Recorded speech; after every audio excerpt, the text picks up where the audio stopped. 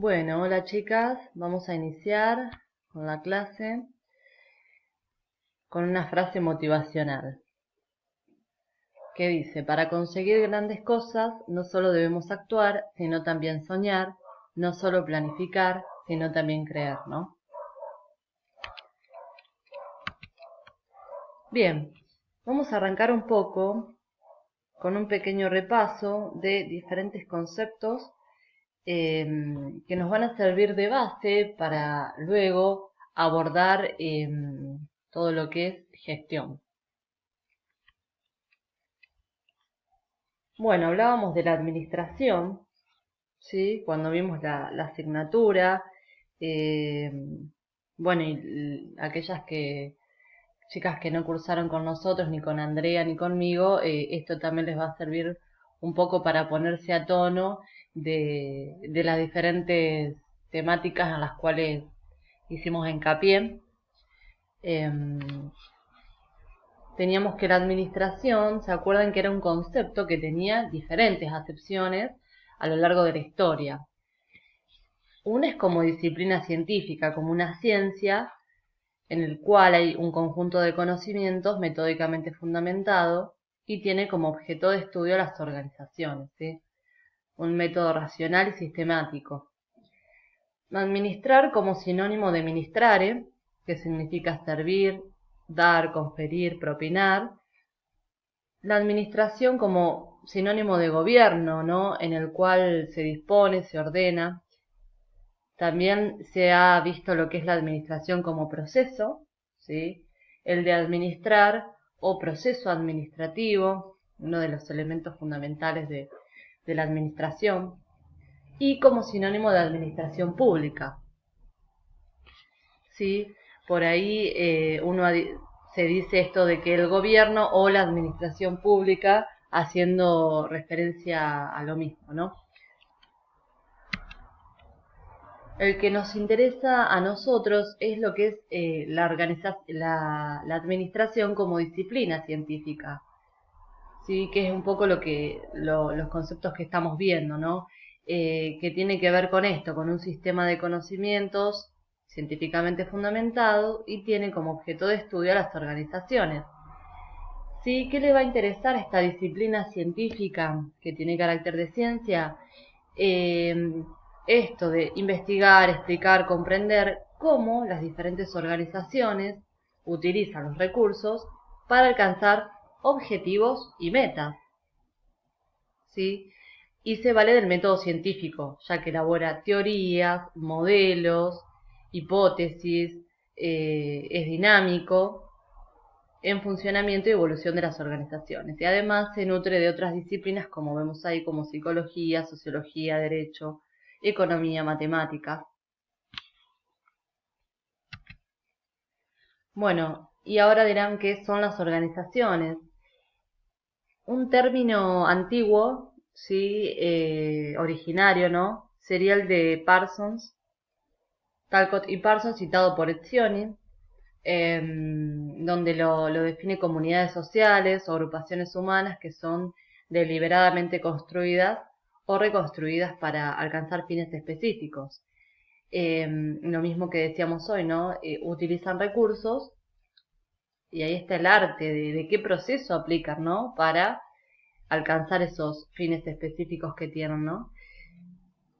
Ejemplos de organizaciones son los hospitales, cárceles, escuelas, sindicatos, y las organizaciones siempre buscan satisfacer una necesidad social.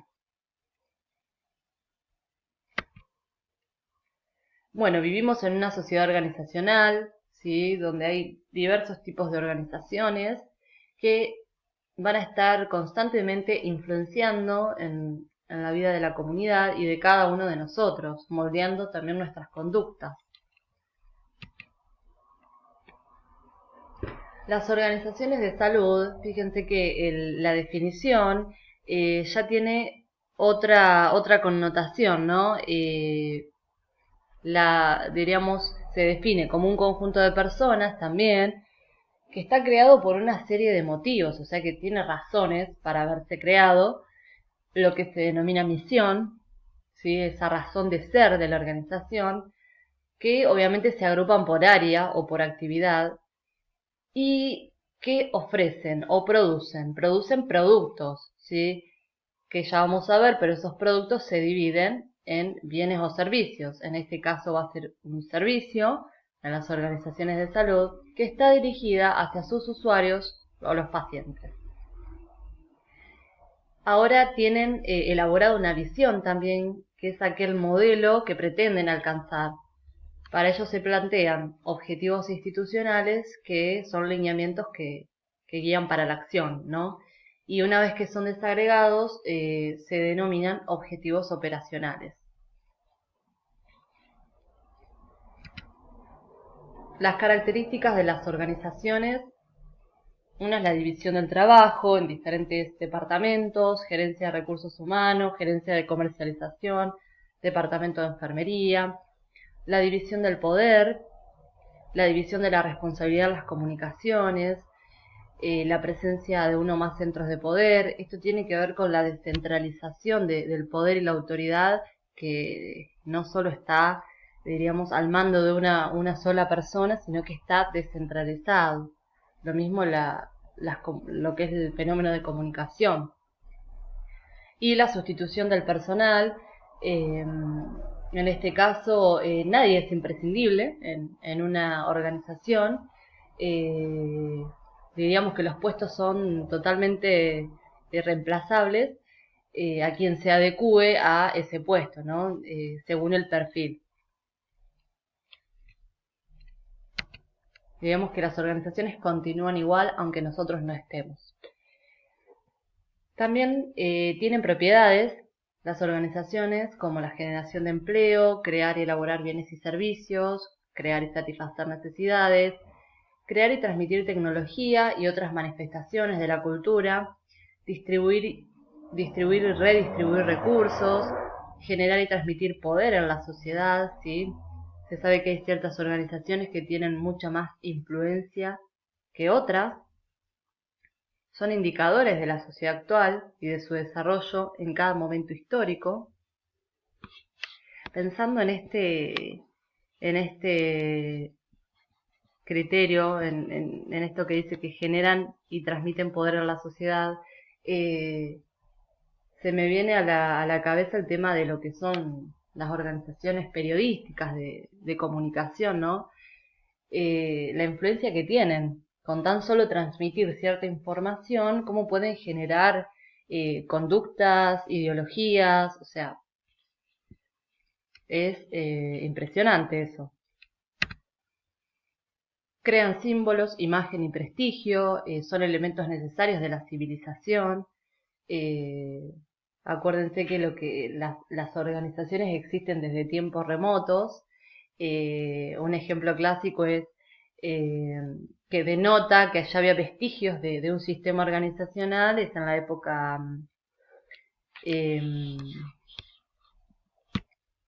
decía que, bueno, un ejemplo es el hombre primitivo. Bueno, en el momento en que debían cazar, en la prehistoria, para alimentarse, utilizaban un procedimiento denominado arrastre, en donde se organizaban en grupos de personas para perseguir al mamut, diríamos llevarlo a un barranco, y así obtener carne para alimentarse y para vestirse. Lo cual sugiere una división clara del trabajo, liderazgo, planeación y logro de un objetivo colectivo, ¿sí? Entonces fíjense desde qué época existen las organizaciones. Además, bueno, las organizaciones permiten vinculaciones entre individuos y grupos y son medios donde se puede desarrollar una carrera profesional.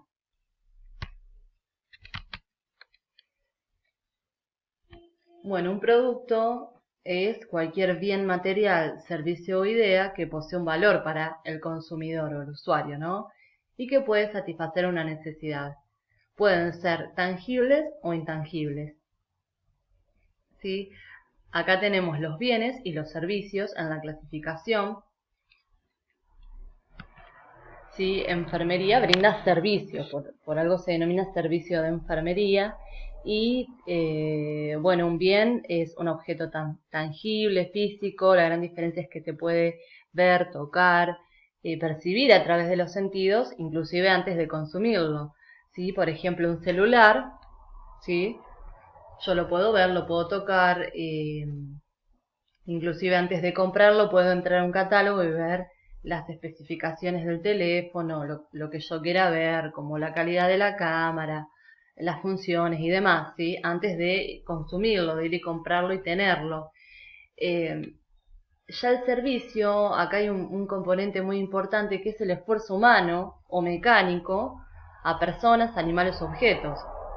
¿Sí? Este servicio puede ser producido por personas, como por ejemplo el servicio de enfermería, o bien por una máquina, como un servicio de cajero automático. A diferencia del bien, son intangibles, no se pueden percibir previamente por los sentidos, es decir, no pueden sentirse, evaluar su calidad o no hasta que no son utilizados. Características de los servicios. Entonces tenemos la intangibilidad, lo que decíamos anteriormente, variabilidad, la calidad de los servicios depende de quien lo presta, inseparabilidad, o sea, a diferencia del bien, los servicios no pueden separarse de sus proveedores, ¿sí? Lo mismo con la imperdurabilidad, no pueden almacenarse para usarse después los servicios, ¿sí? Se usan en ese momento en que voy y necesito el cuidado de enfermería, ¿sí? Por ejemplo, es en el acto. En cambio, obviamente el bien sí se pueden almacenar tranquilamente. Bien, las organizaciones también cuentan con diferentes tipos de recursos que hacen que los cuales se utilizan para poder satisfacer esos objetivos organizacionales que están reflejados por la misión de la organización y lo acompaña una visión y valores. Entre ellos tenemos los recursos humanos, recursos materiales, tecnológicos, recursos naturales y energéticos, ideas, conocimientos e información y recursos intangibles. Bueno, ahora en un próximo video vamos a ir desglosando uno por uno. Ahora viene la segunda parte.